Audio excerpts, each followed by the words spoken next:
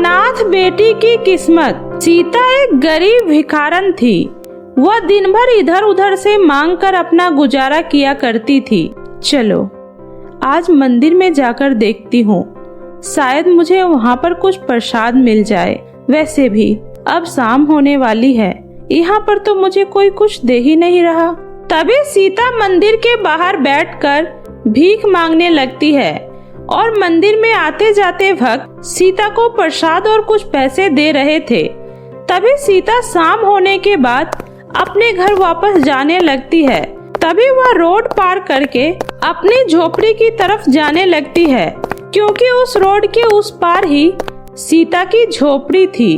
और वह जब अपने घर जा रही होती है कि तभी उसे एक आवाज सुनाई देता है, जिसे सुनकर सीता कहती है, अरे यह आवाज तो किसी बच्चे की लग रही है, पर यह आवाज कहाँ से आ रही है? लगता है उस तरफ से आ रही है। चलो चलकर देखती हूँ। तभी सीता उस बच्चे के पास जाती है और कहती है, हे भगवान, ये इतनी छोटी बच्ची आखिर ये किसकी है? और इसे यहाँ इस तरह सड़क के किनारे पर कौन छोड़कर चला गया? आखिर ये किसका बच्चा हो सकता है? सीता जब अपने आसपास देखती है तो उसे एक औरत दर्द में कराहती हुई आवाज लगाती है, मेरी बात सुनो बहन। अरे तुम कौन हो और तुम्हारी यह हालत कैसे हुई? मैं एक बच्चा चोर हूँ और मैंने इस बच्ची को कुछ देर पहले ही स्टेशन से चुराया था और शायद भगवान ने मुझे मेरी करनी की सजा दे दी। इसलिए मुझे नहीं लगता कि मैं अब ज्यादा देर तक जिंदा रह पाऊंगी। और मुझे यह भी नहीं पता है कि इस बच्ची का परिवार कौन है, लेकिन इस बच्ची के हाथ में यह सोने का कड़ा है और मैंने इसे बेचने के लिए इसे इसके हाथ से निकाल लिया था। भगवान मुझे इसके लिए कभी माफ नहीं करेगा। इतना कहते ही वह औरत वहीं पर अपना दम तोड़ देती है और अब वह रोती हुई बच्ची सीता की गोद में थी और सीता का भी इस दुनिया में कोई नहीं होता है। तभी सीता उस बच्ची को अपने गले से लगा लेती है और उसे अपने साथ अपने घर ले आती है। मैं जानती हूँ, मुझे नहीं पता यह बच्ची किसकी है और ना ही मैं इतनी बड़ी दुनिया में इसके माता पिता को ढूंढ सकती हूँ। और अगर यह किसी गलत हाथ में चली गई तो इस बच्ची की तो पूरी जिंदगी ही खराब हो जाएगी। और अब शायद भगवान की भी यही इच्छा है कि मैं ही इस बच्ची की देखरेख करूं और अब से यह बच्ची मेरे जीने का सहारा बनेगी और अब मैं ही इस बच्ची को पाल पोस कर बड़ा करूंगी। मैं इसे अनाथ नहीं होने दूंगी और मैं इसका नाम अंजलि रखूंगी। सीता को वह बच्ची मिल जाने के बाद जैसे उसके अंदर एक माँ की ममता सी जाग जाती है और वह उसी समय जाकर उस बच्ची के लिए दूध खरीद कर लाती है और उस बच्ची को पिलाती है।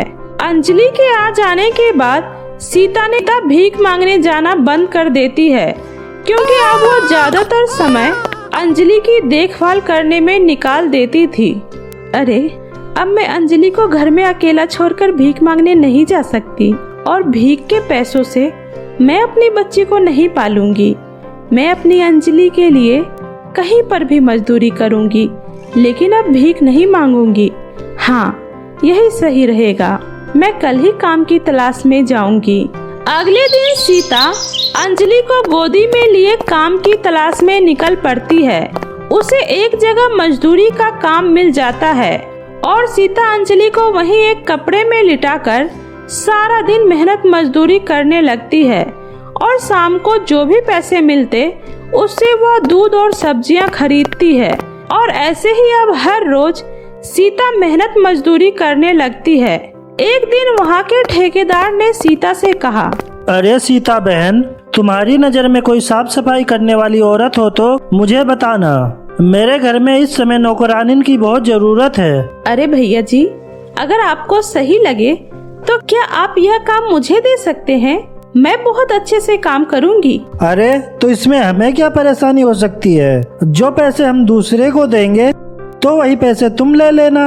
इस तरह सीता ठेकेदार के घर साफ सफाई का काम करने लग जाती है और ठेकेदार के घर पर काम करते करते सीता आस पड़ोस के और भी घरों में काम करने लगती है। सीता अंजलि के साथ बहुत ही खुश रहती थी, क्योंकि अंजलि के आ जाने से उसकी जिंदगी खुशियों से भर गई थी और उसने भीख मांगने का काम छोड़कर मेहनत करके कमाने का भी सोचा। ऐसे ही समय बीतता गया और अंजलि 5 साल की हो गई। मेम साहब, मैंने सारा काम कर लिया है, तो क्या अब मैं घर जा सकती हूँ? वो क्या है ना, मुझे अपनी बेटी को स्कूल से लाना है। अरे हाँ, चली जाओ। और वैसे भी मुझे पता है कि जब तुम यहाँ आती हो तो तुम्हारा सारा ध्यान तुम्हारी बेटी में ही होता है। जब तक तू उसके पास चली नहीं जाती है तब तक तुझे चैन नहीं आता है।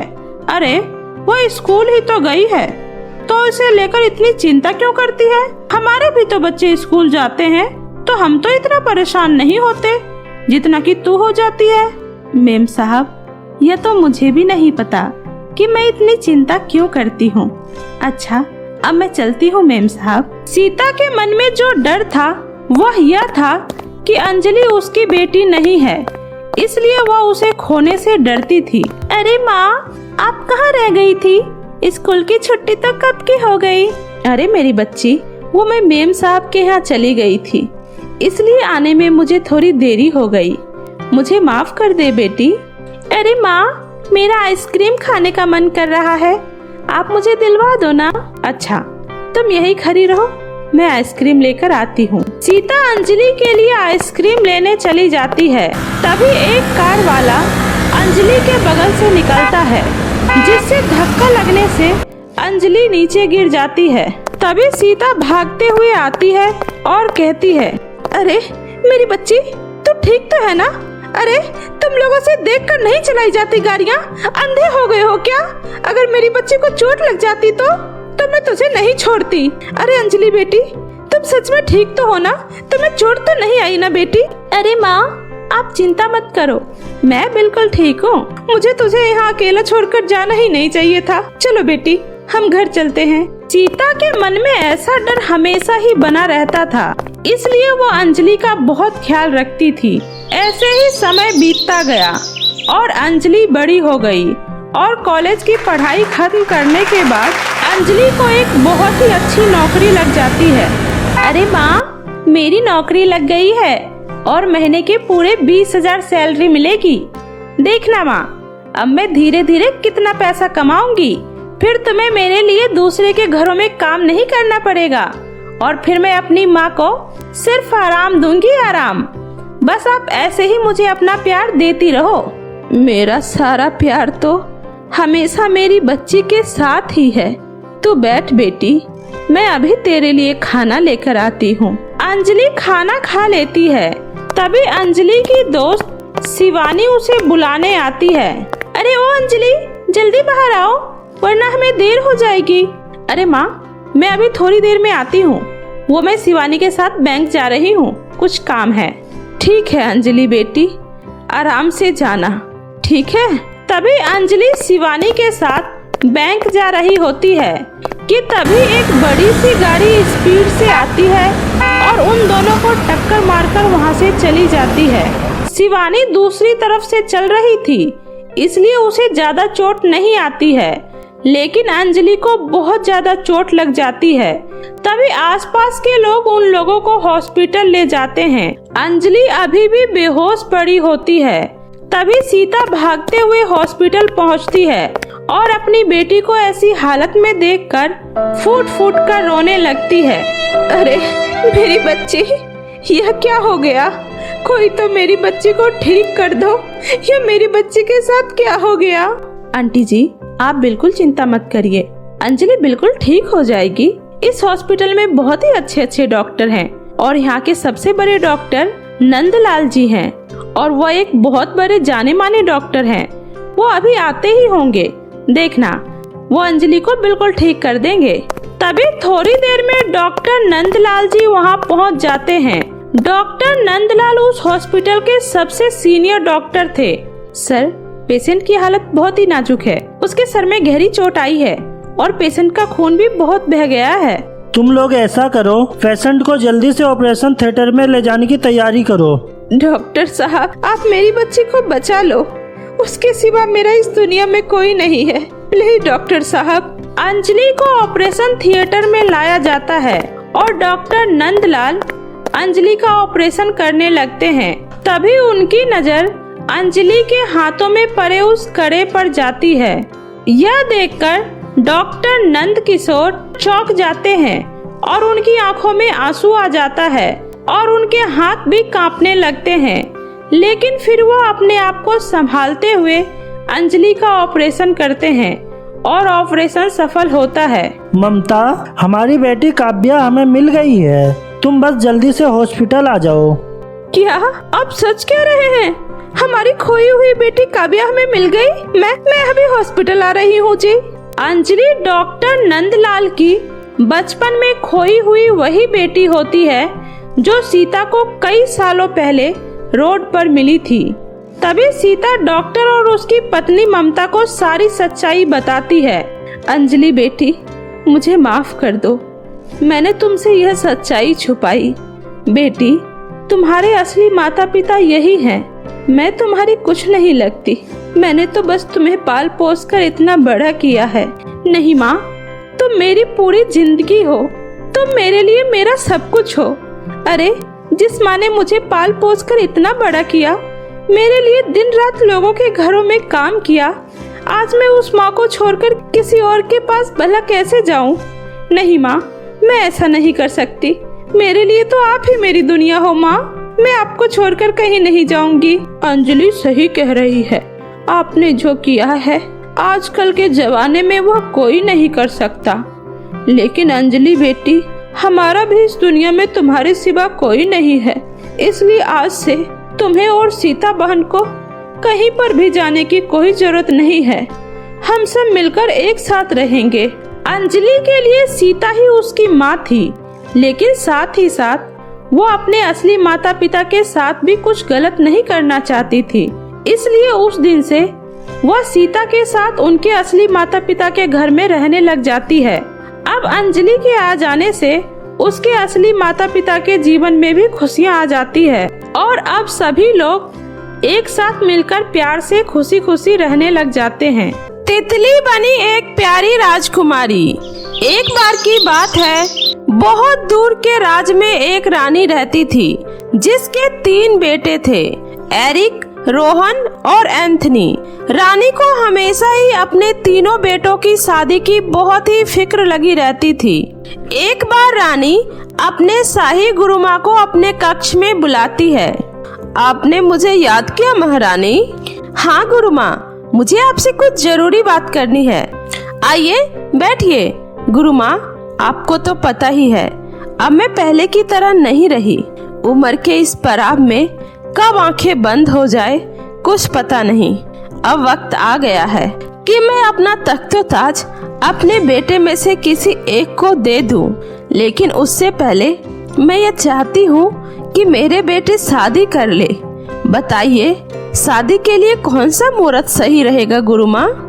गुरुमा अपनी जादुई कटोरी में कुछ देखती है और फिर बोलती है, मैं इस शुभ काम के लिए बहारों का मौसम देख रही हूँ रानी। जिस मौसम में प्रकृति पूर्ण रूप से जवान होती है, मौसम हसीन होता है, हर तरफ हरियाली होती है। पर गुरुमा, ये तो अगले महीने ही है।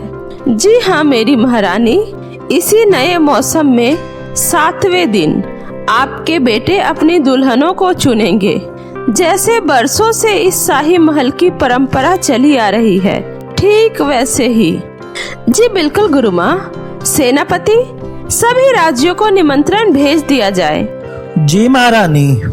रानी का आदेश पाते ही सेनापति अपने कुछ आदमियों को लेकर निकल पड़ा और उसने उन सभी राज्यों का सफर किया जिस राज्य की राजकुमारियां शादी के लायक हो चुकी थी।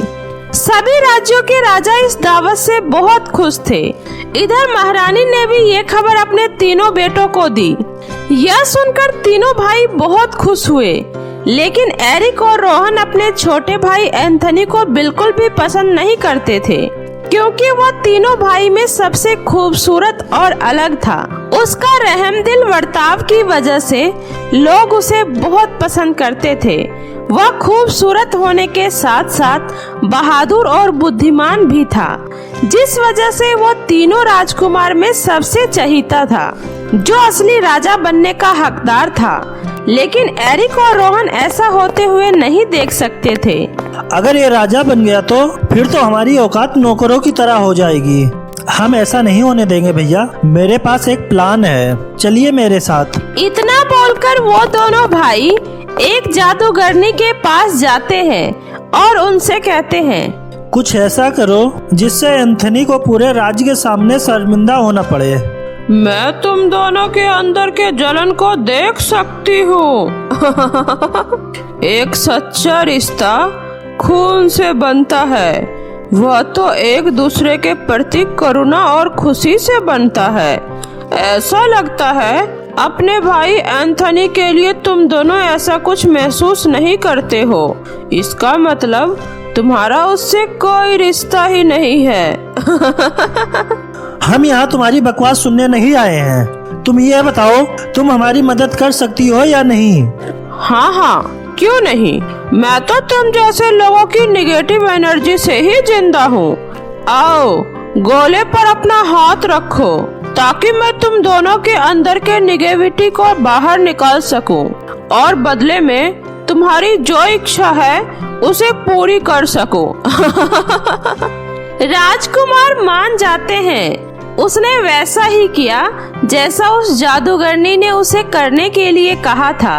जादूगरनी ने दोनों राजकुमार से वादा किया कि एंथनी को जल्दी ही पूरे राज्य के लोगों के सामने शर्मिंदा होना पड़ेगा, और वो दिन भी आ ही गया। शाही परंपरा के मुताबिक सभी राज्य की राजकुमारियां उस सभा में मौजूद थी। देवियों और सज्जनों, शाही परंपरा के अनुसार हमारे तीनों राजकुमार एरिक, रोहन और एंथनी वहीं पर तीर छोड़ेंगे जहां पर राजकुमारियां खड़ी होंगी। तीर जहां पर भी गिरेगा उसके सामने जो भी राजकुमारी खड़ी होगी वही होगी राजकुमारी की दुल्हन। प्यारी राजकुमारियों, मैं आप सबकी बहुत इज्जत करती हूँ। अगर आप में से कोई भी अपनी मर्जी के खिलाफ यहाँ पर आए हैं तो सामने आ जाए। मैं उनके फैसले का तहे दिल से सम्मान करूंगी। लेकिन कोई भी राजकुमारी सामने नहीं आती है।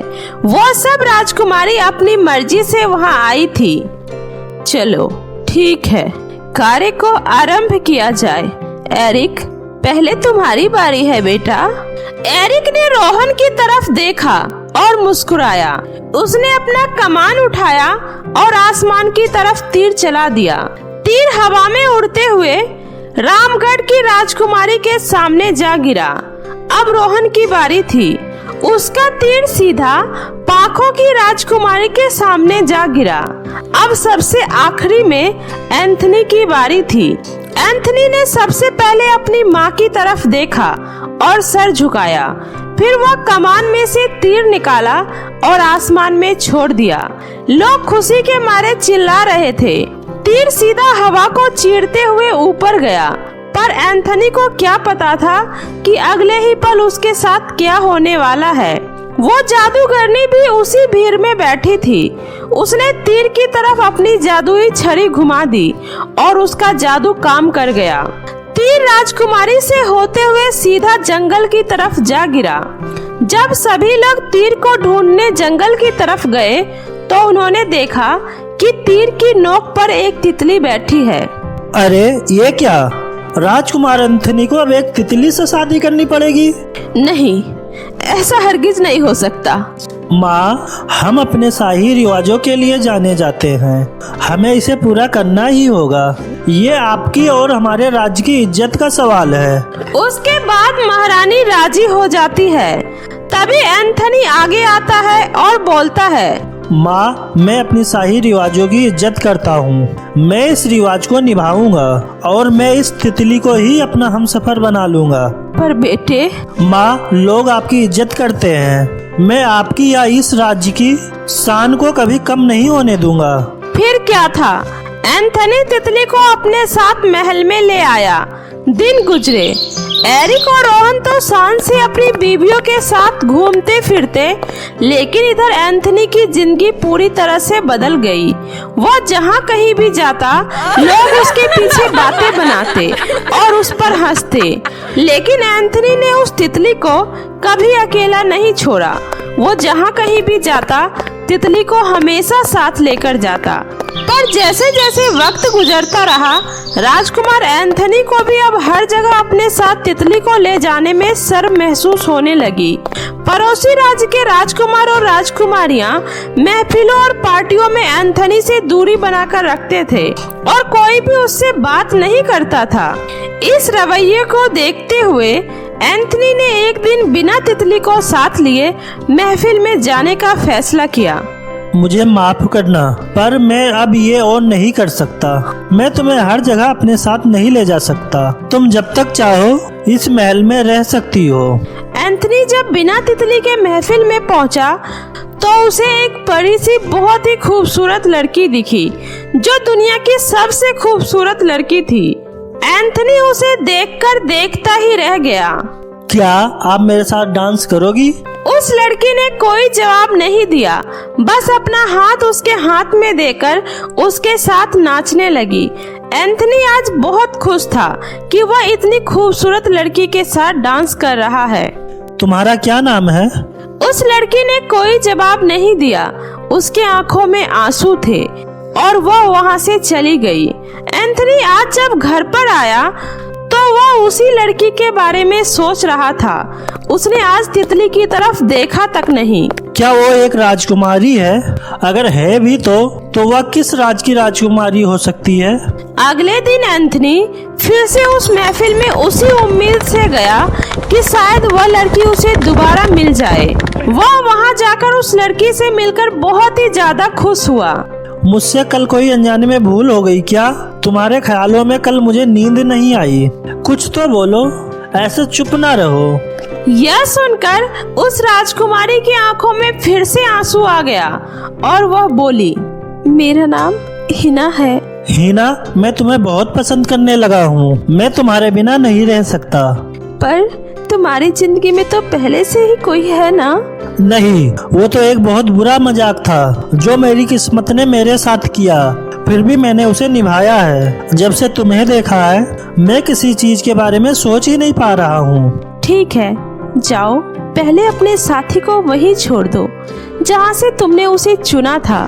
फिर मैं हमेशा के लिए तुम्हारी हो जाऊंगी।